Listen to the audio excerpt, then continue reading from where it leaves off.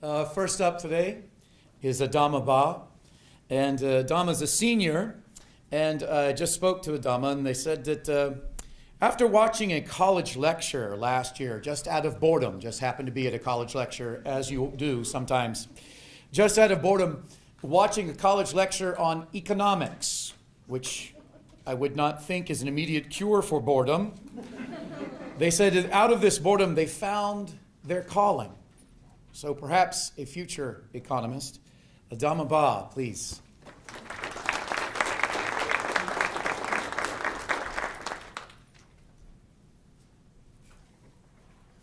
Dear Reader by Rita Mae Reese. You have forgotten it all. You've forgotten your name, where you lived, who you loved, why. I am simply your nurse, terse and unlovely. I point to things and remind you what they are. Chair, book, daughter, soup. And when we are alone, I tell you what lies in each direction. This way is death. And this way, after a longer walk, is death. And that way is death, but you won't see it until it is right in front of you.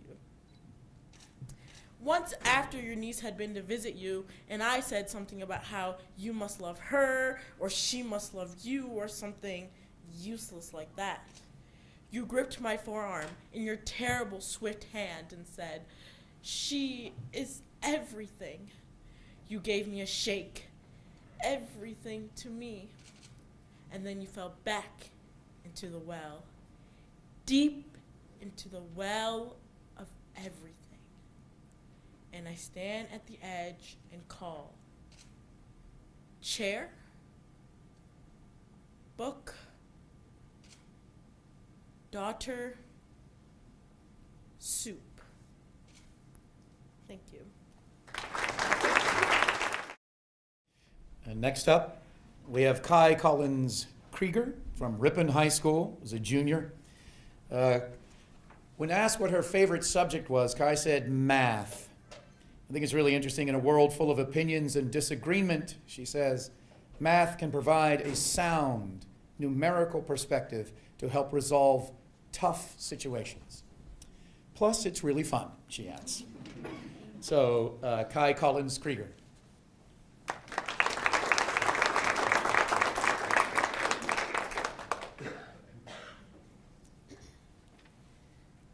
Bright Copper Kettles by Vijay Seshadri. Dead friends coming back to life. Dead family speaking languages living and dead. Their minds retentive. Their five senses intact.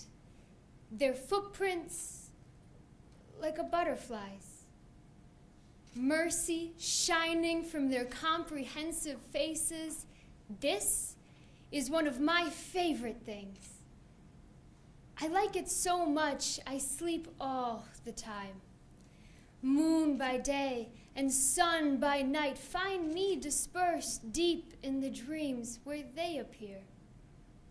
In the fields of goldenrod, in the city of 5 pyramids, before the empress with the melting face under the towering plane tree, they just show up. It's all right, they seem to say. It always was. They are diffident and polite. Who knew the dead were so polite? They don't want to scare me. Their heads don't spin like weather vanes. They don't want to steal my body and possess the earth and wreak vengeance. They're dead. You understand? They don't exist. And besides, why would they care? They're subatomic, horizontal. Think about it. One of them shyly offers me a pencil.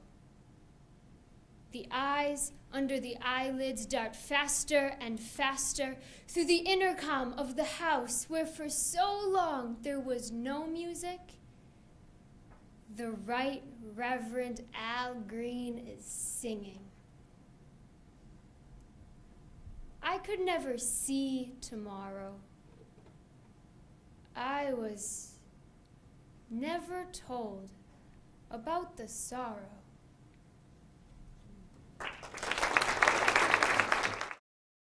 Our next contestant is Abby Fuchs. She's a junior from Brookfield Central High School.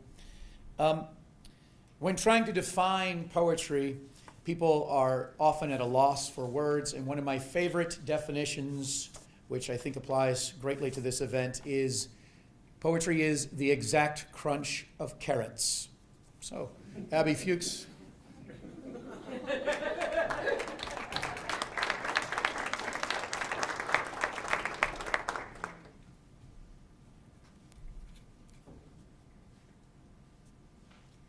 Friendship After Love by Ella Wheeler Wilcox. After the fierce midsummer, all the blaze has burned itself to ashes and expires in the intensity of its own fires. There come the mellow, mild St. Martin days, crowned with the calm of peace, but sad with haze. So after love has led us till he tires of his own throes and torments and desires, comes large-eyed friendship. With a restful gaze, he beckons us to follow, and across cool, verdant vales, we wander free from care. Is it a touch of frost lies in the air? Why are we haunted with a sense of loss? We do not wish the pain back, or the heat. And yet these days are incomplete. Thank you. Our next participant, Logan Hanaway, a senior from Wrightstown High School. Logan's grandest dream is to travel the world and see the most beautiful places on the planet. And Logan, you can now cross off Granger Hall off that list. Logan.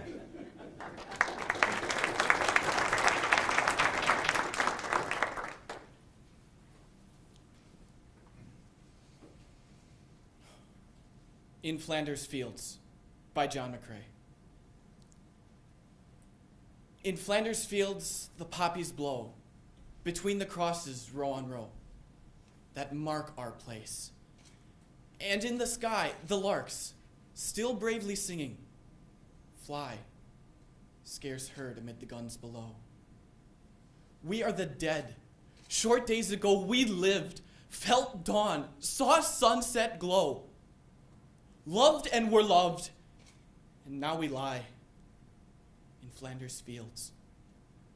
Take up our quarrel with the foe. To you from failing hands we throw the torch. Be yours to hold high. If ye break faith with us who die, we shall not sleep, though poppies grow in Flanders Fields.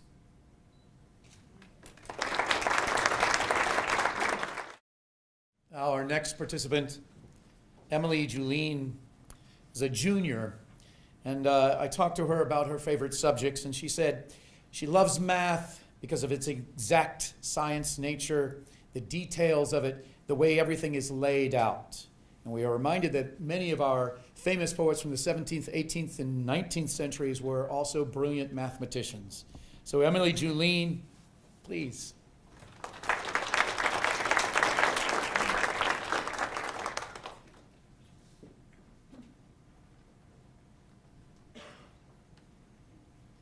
The Properly Scholarly Attitude by Adelaide Crapsey. The poet pursues his beautiful theme, the preacher his golden beatitude, and I run after a vanishing dream, the glittering will-o'-the-wispish gleam of the properly scholarly attitude. I envy the savage without any clothes who lives in the tropical latitude. It's little of general culture he knows, but then he escapes the worrisome woes of the properly scholarly attitude. The unceasingly sighed over, wept over, cried over, the futilely died over, properly scholarly attitude. I work, and I work, till I nearly am dead, and could say what the watchman said that I could. But still, with a sigh and a shake of the head, you don't understand, it is ruthlessly said, the properly scholarly attitude. The eye to be sought for, wrought for, and fought for, the ne'er to be caught for, properly scholarly attitude.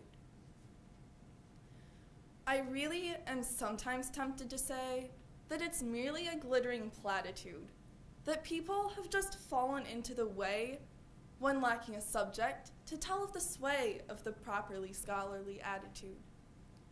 The easily preachable, spread eagle speechable, in practice, unreachable, properly scholarly attitude. Thank you.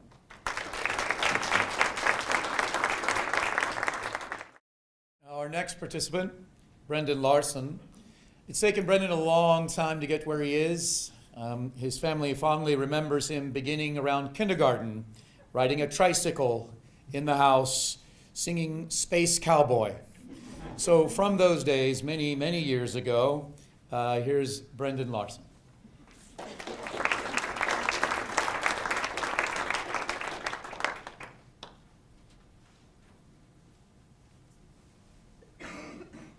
Keeping Things Whole by Mark Strand.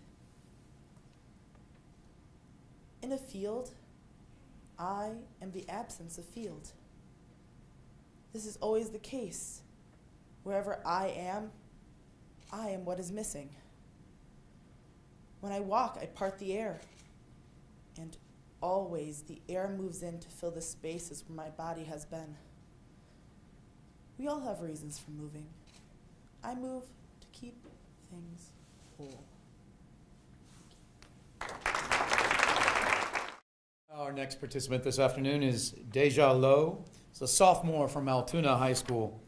And Deja, when asked what her favorite subject is, she said, photography, because I get to use my creativity and turn it into something that is real. When asked what is the primary requirement for college, she said, somewhere where it is warm. Deja Lowe.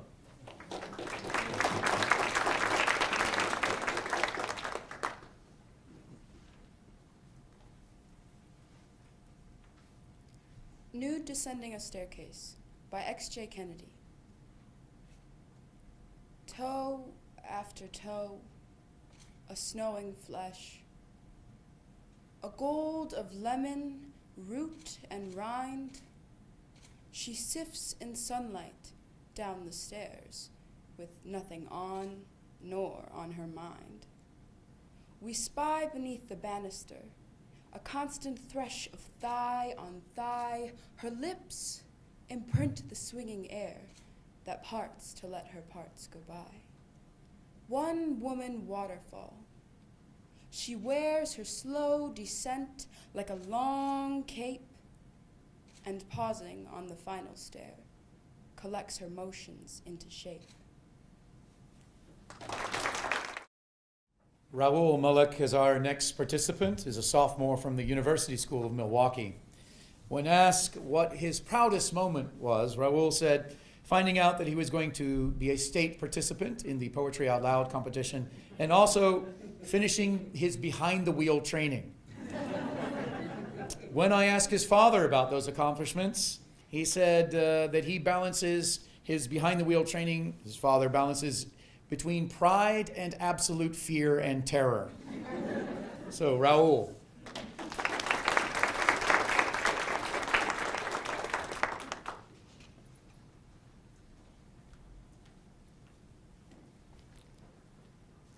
I too by Langston Hughes. I too sing America.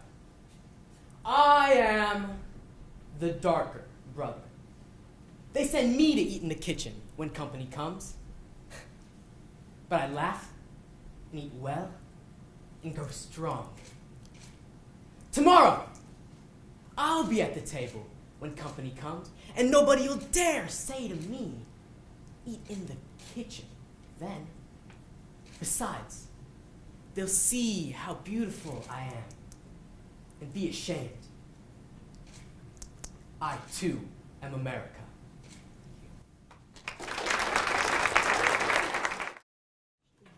Our next participant, Devin Reeves, a junior from Holman High School. When asked about her favorite subject and why, Devin says, social studies. It's just exactly like an instruction manual for participating in the world around you. Devin Reeves.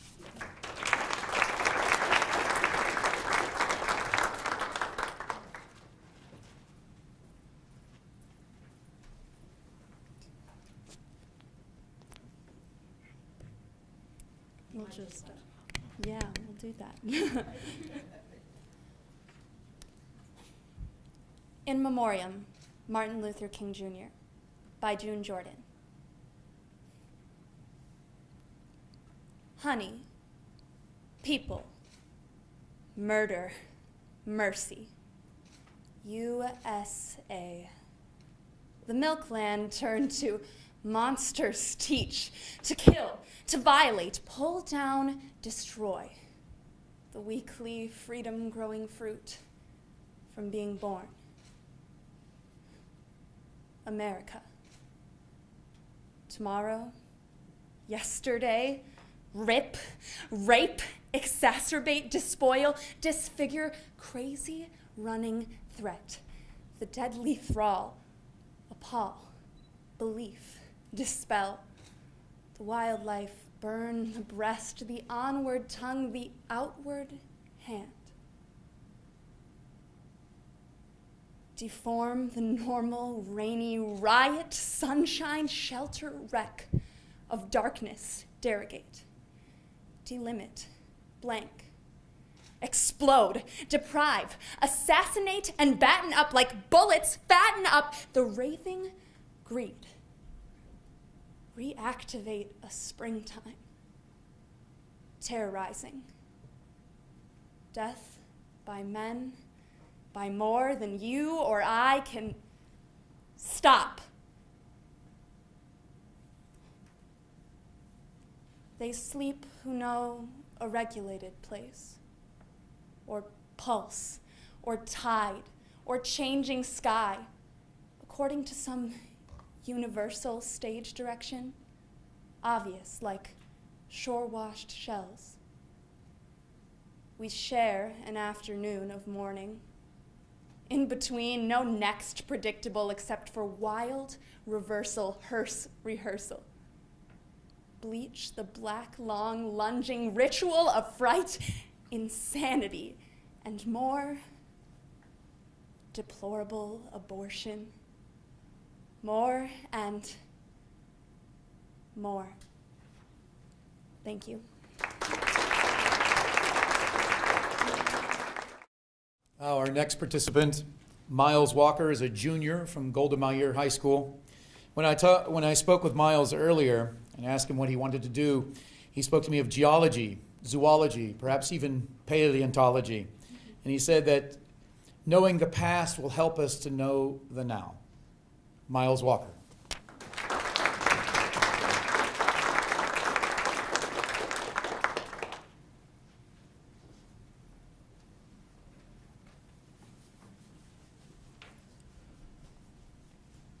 Ode to the Midwest by Kevin Young. The country I come from is called the Midwest. Bob Dylan. I want to be doused in cheese and fried.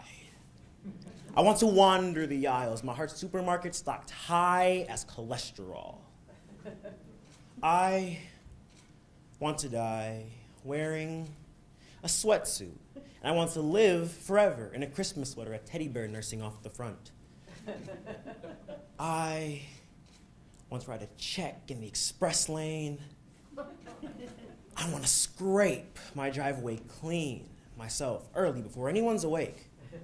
That'll put them to shame.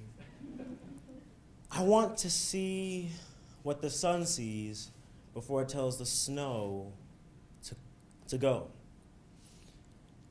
I want to be the only black person I know. I want to throw out my back and not complain about it. I want to drive 2 blocks. Why walk? I want love and stuff. I want to cut my sutures myself. I want to jog down to the river and make it my bed. I want to walk its muddy banks and make me a withdrawal. I tried jumping in. Found it frozen.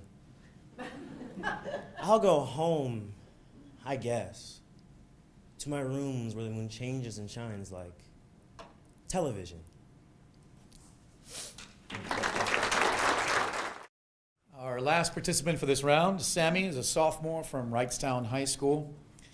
When asked what her favorite subject was and why, I got in a conversation with her, and she said that she is a writer of short stories, and my heart just skipped a beat just a bit, because when filling out her form, she said her favorite subject was English because she loves the mystery of grammar and how words fit together. So our last one for this round, Sammy.